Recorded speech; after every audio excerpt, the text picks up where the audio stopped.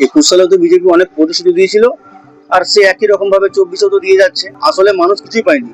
সে যে 15 লক্ষ টাকা যেটা বলেছিল সেটা তো এখনো পর্যন্ত কারোর অ্যাকাউন্টে ঢুকলোই না। আর দিল্লিতে বিজেপি বলেছিল যে সরকার গঠন করলে নাকি 2500 টাকা মহিলাদের দেবে, সেটাও পাইনি।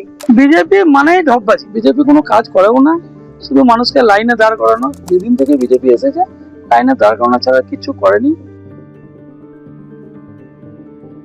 15 লাখ টাকা দেবো বলেছিল, 1 টাকাও দেয়নি।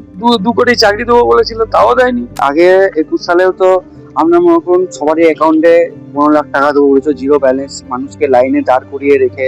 মানুষকে ভোরবেলা রাতের বেলা থেকে লাইনে দাঁড় করিয়ে ব্যাংক অ্যাকাউন্ট করো, জিরো ব্যালেন্সে টাকা ঢুকবে, তাও দেয়নি। প্রত্যেকবার ভোট এলে তারা লাইনের মাধ্যমে মানুষকে দাঁড়িয়ে রেখে হেনস্থা করা, এসআর, তারপর আধার লিঙ্ক, এসবের ক্ষেত্রে এই ভাঁওতাবাজি এই বাংলায় অন্তত চলবে না। আর সন্ত্রাসবাদ দমনে আমার মনে হয় যে বিজেপির আমলে সন্ত্রাসবাদটা একটু বেশি বেড়েছে। আর গ্রাম বাংলার মহিলারা তো দেখছি এখন তৃণমূলের দিকে বেশি ঝোঁকে।